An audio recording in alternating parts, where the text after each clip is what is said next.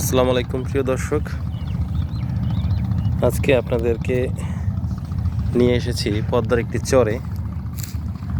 তো এটি হচ্ছে ঢাকার দোহারের মাহমুদপুর ইউনিয়নের চর। মাহমুদপুর যে গ্রামটি আছে তার সংলগ্ন। ওই যে দেখা যাচ্ছে যে খেজুর গাছটি ওপার, ওই যে খেজুর গাছটি,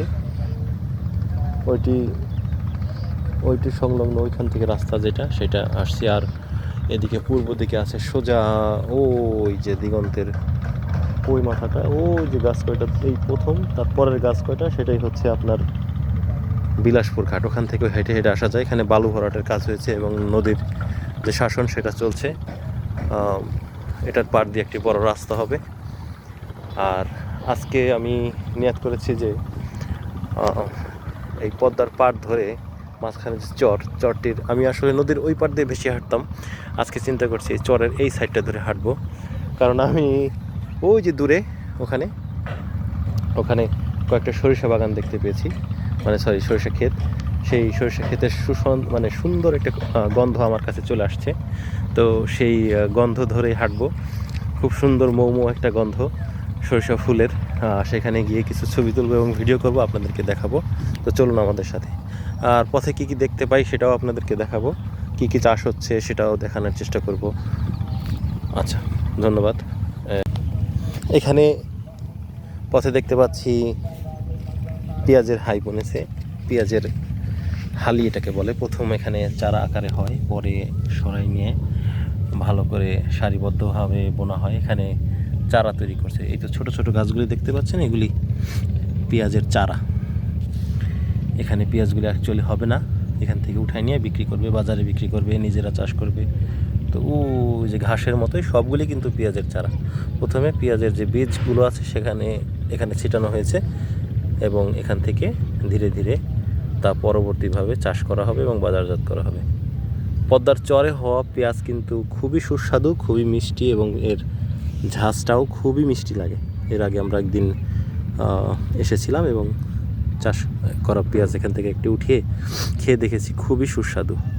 অর্থাৎ এখান থেকে কিন্তু পুরো পানি চলে এই জায়গাটা দিয়ে। এই যে চরটা দেখতে পাচ্ছেন, এই পুরো চরটা এখান দিয়ে পুরো পানি চলে, একদম উঁচু থাকে, এটার কিছুই দেখা যায় না। তখন এখানে প্রচুর পলি পড়ে, সেই পলির মধ্যে এই চাষটা হয়েছে। পানি যখন চলে গেছে তখন এখানে যার যার জমি যতটুকু আছে নদীতে ভেঙেছিল সেরকম মোটামুটি একটা আন্দাজ করে তারা এখানে চাষ করে। এখানে অধিকাংশই মানুষের নিজস্ব জমি। পদ্মা কিন্তু আগে আরও অনেক দূর চর ছিল, ধীরে ধীরে ভাঙতে ভাঙতে এই পর্যন্ত আসছে। আর এই মাঝখানে দেখতে পাচ্ছেন যে জায়গাটি, সেটি হচ্ছে রয়ে যাওয়া কিছু পানি, ছোট। এখানে তেমন মাছ নেই, কিন্তু এখানে আঞ্চলিক যে মানুষ তাদের গোসল করেন, তারা এখান থেকে পানি নিয়ে রান্নাবাড়া করেন। অনেকে ওই যে দেখতে পাচ্ছেন বালুর বস্তাগুলি ফেলা হয়েছে, তার ওই পাশে যার যার নিজস্ব জমিতে তারা চাষবাসও করেন। এখান থেকে পানির লাইন নিয়ে গিয়ে তারা সেখানে চাষও করেন এবং সেচ দেন। তো কথা না বাড়িয়ে আমরা সামনের দিকে আগাই। তো ওখানে গেলে আমরা ওই সরিষা ক্ষেতটার কাছাকাছি গেলে আমরা হয়তো আরও কিছু নয়নাভিরাম দৃশ্য দেখতে পাবো, সেখান থেকে আমরা ফিরব। সামনে এগিয়ে যাই, সেখানে ওই সরিষা ক্ষেতটির কাছে আমরা যাব। সরিষা ক্ষেতগুলোর পাশ ঘেঁষে হাঁটবো এবং সেখানের কিছু ভিডিও নিব এবং আপনাদেরকে সরিষা ক্ষেতগুলো দেখাবো। আসলে আজকাল মানুষ ঘুরতে যায়, দূরে দূরে যায়, কিন্তু নিজের এলাকায়ও যে খুব সুন্দর সুন্দর জায়গা আছে সেটা কিন্তু মানুষ অতটা অনুধাবন করে না, খুব একটা ঘুরতে যায় না। অনেক মানুষ যায়, কিন্তু সবাই ভাবে হয়তো বড় বড় যে ট্যুরিস্ট প্লেসগুলো আছে সেখানেই হয়তো ঘুরতে যাওয়া যায়, আর কোনো ঘুরতে যাওয়ার জায়গা হয়তো নেই। কিন্তু না, ধারণাটা সম্পূর্ণ ভুল। কবিগুরু রবীন্দ্রনাথ বলেছেন, ঘর হইতে দু পা ফেলিয়া দেখা হয় নাই চক্ষু মেলিয়া, একটি ঘাসের ডগার উপর একটি শিশির বিন্দু। আসলে সত্যিই তাই, এই কথাটি এবং এই উপমাটি আমাদের এই ক্ষেত্রে অত্যন্ত সত্য। আমাদের শহরটা পুরোই কোলাহলপূর্ণ হয়ে গেছে। আমাদের গ্রামগঞ্জেও প্রচুর মানুষ এখানে সেখানে আড্ডা দেয়, গল্প করে, লোকালয়ে মানুষ পরিপূর্ণ। কিন্তু এইখানটা আসলে কিছুটা এমন নির্জনতা চারপাশে দেখা যায় যা সত্যি মানুষকে কিছুটা একাকী নিরিবিলি সময় পার করার সুযোগ করে দেয়। আমরা এই সরিষা ক্ষেতটার কাছাকাছি চলে এসেছি। এখানে আসলে মনে হবে যেন সেই কোন আগের যুগে ফিরে গেছি। আশেপাশে কোনো মানুষ নেই, লোকালয় খুবই কম, পদ্মার অনাবিল এক সৌন্দর্য, সব মিলে আপনাকে একটি অন্য জগতে নিয়ে যাওয়ার মতো অনুভূতি দেবে।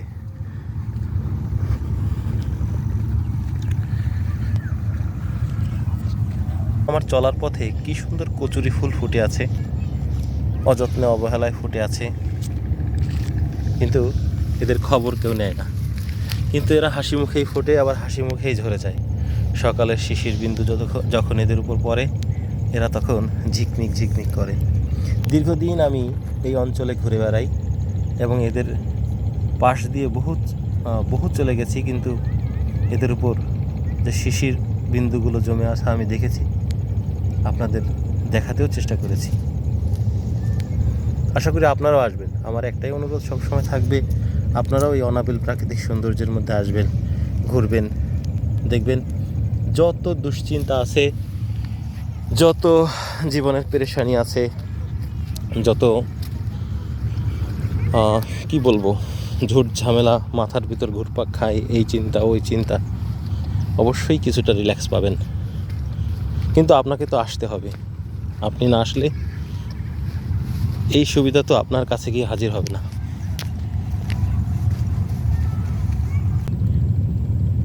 এই ফুলটির নাম এই মুহূর্তে মনে পড়ছে না, কিন্তু পথে যেতে যেতে কত ফুলেরা আমায় স্বাগতম জানাচ্ছে।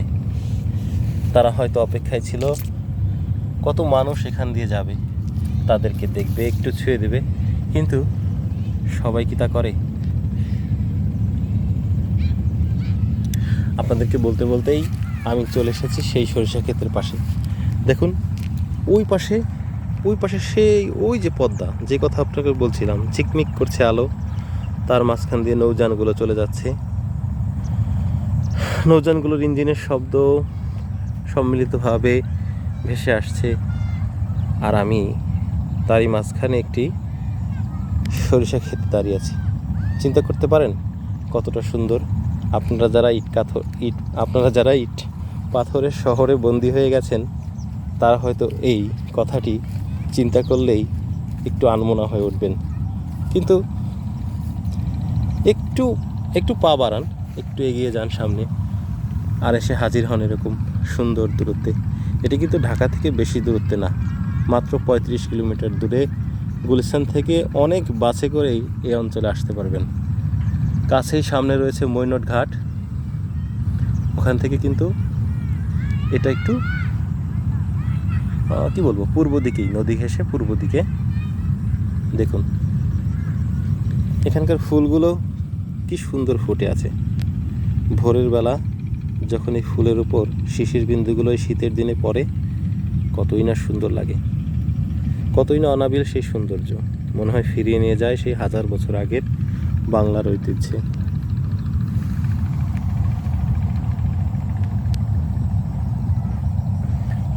যদিও মোবাইলের স্ক্রিনে আপনাদের কাছে এই দৃশ্যগুলো তুলে ধরছি, কিন্তু বাস্তব কিন্তু সম্পূর্ণ ভিন্ন। বাস্তব কিন্তু এর চেয়ে অনেক বেশি সৌন্দর্যের, বাস্তব কিন্তু এর চেয়ে অনেক বেশি আনন্দের। আমার তো মনে হয় এখানেই সারাদিন দাঁড়িয়ে থাকি, এখানেই দেখতে থাকি এখানকার সৌন্দর্য, কিন্তু সময় যে বয়ে চলেছে, আমাকেও আমার কর্মস্থলে ফিরে যেতে হবে, আমার ঘরে ফিরে যেতে হবে, আবার আগামী দিন একটি কাজের মাধ্যমে দিন শুরু করতে হবে। কিন্তু আমি চেষ্টা করব আবারও এরকম অনাবিল প্রাকৃতিক সৌন্দর্যের মাঝে ফিরে আসতে, আপনাদের মাঝে আরও নতুন নতুন ভিডিও এবং নতুন নতুন জায়গার খোঁজ দিতে।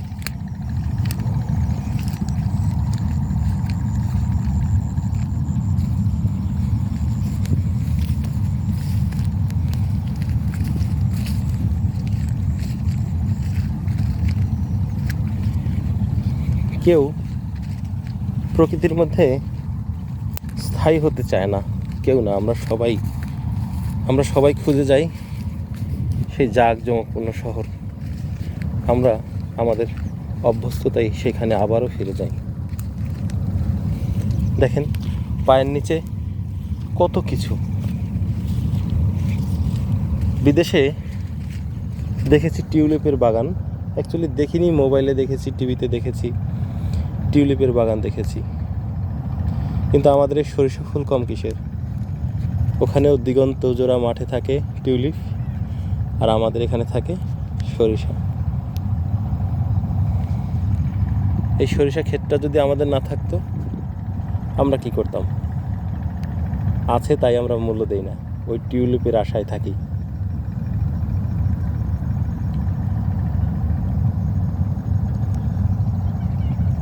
দেখুন সামনে ঝিকমিক করছে পদ্মার এক অপরূপ সৌন্দর্য। সূর্য হয়তো ঘন্টা দেড়েক পর বা দুয়েক পর ডুবে যাবে, তারপর এই দিনটির অবসান হবে। আশেপাশে কাউকেই দেখতে পাচ্ছি না, কাউকেই না।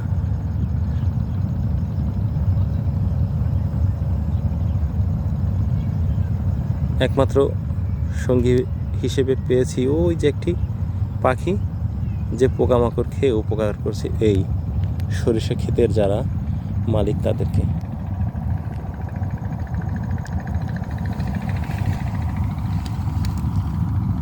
দেখুন সরিষা ফুলগুলি কত সুন্দর, হালকা বাতাসে মৃদু মৃদু দুলছে।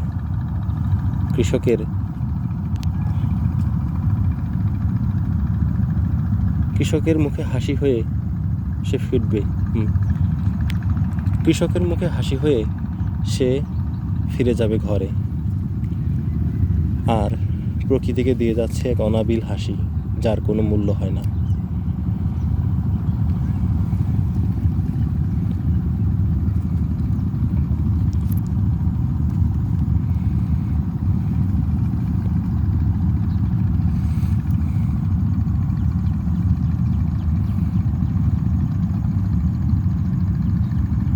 অনেকেই আকাশে এক টুকরো মেঘ খুঁজে থাকেন। দেখেন চলতে চলতে হঠাৎ এই অসময়ে এক টুকরো কাশফুল খুঁজে পেলাম। কাশফুল কে না ভালোবাসে?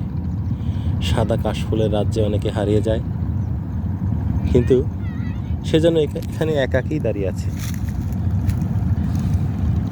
একাকী অপেক্ষা করছে, আর সময় হলে ঝরে যাবে। আমরাও ঝরে যাব, কিন্তু রয়ে যাবে আমাদের কিছু স্মৃতি, আমাদের কিছু কাছের মানুষ কিছুদিন আমাদেরকে মনে করবে। কিন্তু এরা তারও অপেক্ষা করে না, এরা আপন মনে ফোটে আর আপন মনেই ঝরে যায়। দর্শক, হাঁটতে হাঁটতে চলে এলাম আমরা পদ্মার এখন কিনারে। এখানে আমার এক পাশে কেবল একটি সরিষা ক্ষেত হয়ে উঠছে, আর বাম পাশে একটি সরিষা ক্ষেত আছে। আর ওই সামনে দেখতে পাচ্ছেন জেলেরা মাছ ধরছে, আর সূর্য পাটে বসেছে। ছেলেবেলায় কতই না দুরন্ত সময় কাটিয়েছি, কিছুই ছিল না, মোবাইল ছিল না, টেলিভিশন ছিল না।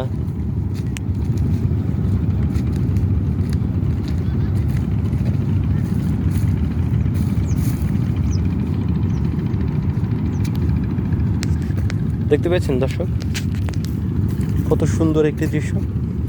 এরকম দৃশ্য কিন্তু সবার চোখে সবসময় পড়ে না, সুযোগ হয় না আসার। অনেক সময় কাজের ভিড়ে সময় পাই না, পরিবারকে সময় দিতে হয়।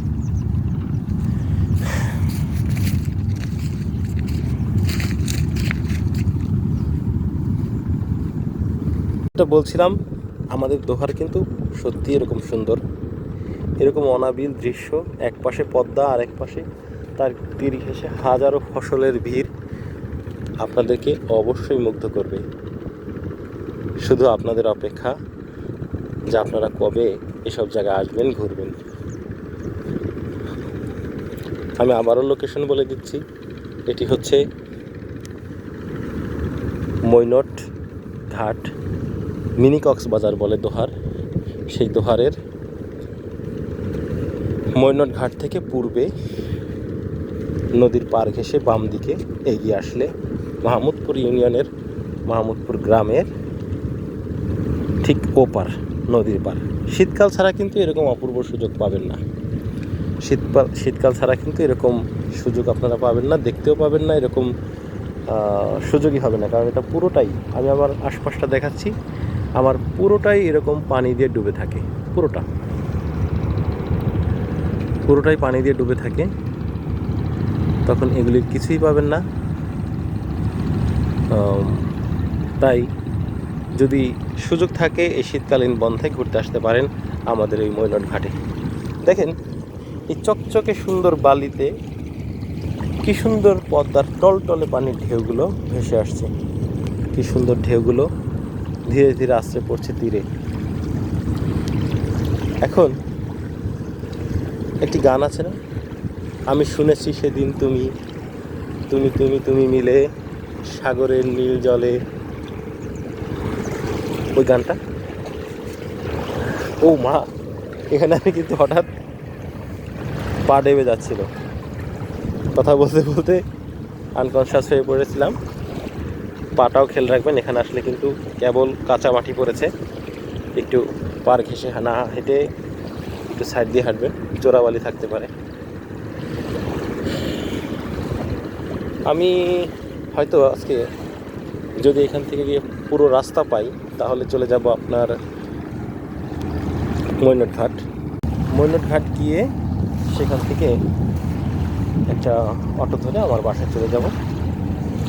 আর আপনারা যারা আসতে চান ঢাকা থেকে, তারা গুলিস্তান থেকে অনেক গাড়ি পাওয়া যায়, সরাসরি মৈনটের একটি গাড়ি পাওয়া যায়। আপনারা গুলিস্তান রাজধানী যে হোটেল, সেই হোটেলের পাশে ওখানে এই গাড়িগুলি পাবেন, যেখানে সরাসরি আপনারা মৈনট এসে নামতে পারবেন এবং সারাদিন এখানে থাকতে পারবেন। এখানে খাওয়া দাওয়ার ব্যবস্থা আছে মৈনটে, এবং সকালে খেয়ে যদি এই সব দিকে আপনারা হাঁটতে শুরু করেন তাহলে এখানে এসে পৌঁছাতে পারবেন।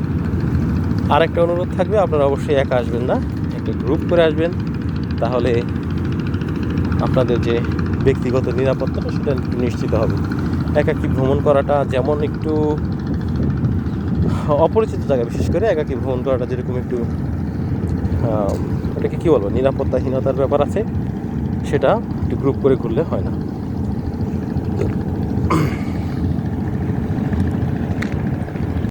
কে যেন বাঁশের মাথায় হলুদ কাপড় বেঁধে কোনো একটি চিহ্ন বলে গেছে, কিন্তু কোনো কিছু লিখে রেখে যায়নি। যারা বোঝার এটি দেখে ঠিকই বোঝে নেয়, কোনো নিশ্চয়ই একটি কথা এখানে বলা আছে। বন্ধুরা, থেমে থাকার সময় নেই, যদি এখানে থেমে থাকি এখানেই রাত হয়ে যাবে, আর বাসায় ফিরতে খুবই বেগ পেতে হবে। তাই বাসায় ফিরে যাওয়ার জন্য আমাকে পা চালাতেই হবে।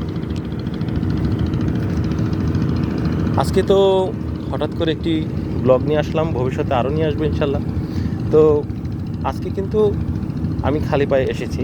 এছাড়া আমার এই যে চ্যানেলটি, এখানে আমার অসংখ্য ভিডিও পাবেন এইসব প্লেসেরই, যেখানে আমি সাইক্লিং করি, তো এই যে কোনো পথ দিয়ে চলে যাওয়া যায়। দেখেন পদ্মার পাড়ে কি সুন্দর সবুজ ধানের চারা, এগুলোকে ধানের হালিও বলে। এখান থেকে এই ধানের হালিগুলো উঠিয়ে কৃষকেরা তাদের খেতে নিয়ে যাবেন, অথবা এখানেও চাষ করতে পারেন, কারণ আরও আগামী বর্ষা আসতে অনেক দেরি। সেই বর্ষার আগে এখানে তারা এই ধানগুলো চাষ করবেন, ফসলগুলো ঘরে তুলবেন, এবং তার শেষ পর্যায়ে হঠাৎ একদিন বৃষ্টি আসবে, আবার ওই নদী পানিতে পরিপূর্ণ হয়ে উঠবে, এই সমস্ত সব জায়গা আবার তলিয়ে যাবে। এখন তো শীতকাল, সকালবেলা শিশির বিন্দুগুলো এর প্রত্যেকটি পাতায় জড়ো হয়, মনে হয় যেন হীরার মেলা বসানো হয়েছে, হীরার প্রদর্শনী চলছে। এই হীরারা কখনোই হারিয়ে যাবে না, কিন্তু সত্যিকারের হীরা কখনো কখনো হারিয়ে যায়, কখনো না কখনো হাতছাড়া হয়ে যায়। এখন মনে হয় যেন একটি ঘাসের গালিচা, কতটা লম্বা আর কি সুন্দর গাঢ় উজ্জ্বল সবুজ। আর তীর ঘেঁষে তো সূর্যি মামার সাথে আছেই, আর নদীতে পড়েছে সূর্যের সেই সোনালি আলো, যে আলো আমাদেরকে হাতছানি দিয়ে ডাকছে, কিন্তু আমরা সেই ডাকে সারা কজনেই বাদি। ধীরে ধীরে সময় এগিয়ে যাচ্ছে, পথ শেষ হয়ে আসছে। ওই যে দূরে মৈনট ঘাট, ওখানে আজকে আমার যাত্রা শেষ। দূরে একটি ওই যে কালো ছোট্ট বিন্দু দেখা যায়, ওখানে একটি বড় গাছ, যেটাকে এত ছোট দেখাচ্ছে এখান থেকে। তো ওখানে গিয়ে আমার যাত্রা শেষ হবে। সাথে থাকবেন আশা করি। দেখুন দর্শক, কি সুন্দর ছোট্ট এক ধার কচুরিপানা ফুটে আছে, সুন্দর একটি ফুল। মনে হয় যেন কারো জন্য অপেক্ষা করছে, স্নিগ্ধতার পরশে। মনে হচ্ছে যেন সে আমারই মতো কারো অপেক্ষায় ছিল। দর্শক, আমি মৈনটের খুব কাছাকাছি আছি। মৈনটের পার ঘেঁষে একদম হাতের বাম পর্যন্ত, যত পর্যন্ত যাওয়া যায় সেই মাথায় প্রায় মৈনট চলে এসেছি। এখানে অনেক দর্শনার্থী দেখতে পাবেন। প্রিয় দর্শক, অনেক ঠান্ডার সমস্যা আছে, একটু না ফাটকা থাকে মাঝে মাঝে, তাই মাস্ক পরে নিচ্ছি।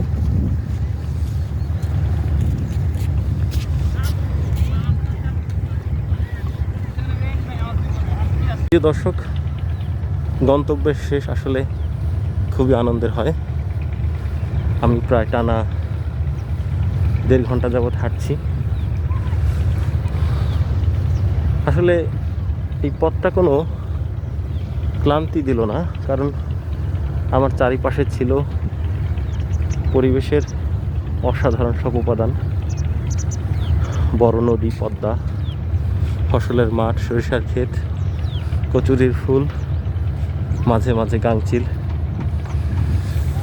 আর প্রচণ্ড একাকী নীরব একটি জায়গা, তা সত্যি মানুষকে আপন জগৎ থেকে একটি শান্ত ও স্নিগ্ধ পরিবেশে নিয়ে যায়। আমার বাম পাশে সেই অপূর্ব সুন্দর সানসেটের দৃশ্য। আসলে সূর্য ডুবে এলো আর আমার যাত্রা শেষ হলো। আর একটি নতুন দিনের প্রত্যাশায় আজকে এখানেই শেষ করছি। আল্লাহ হাফেজ।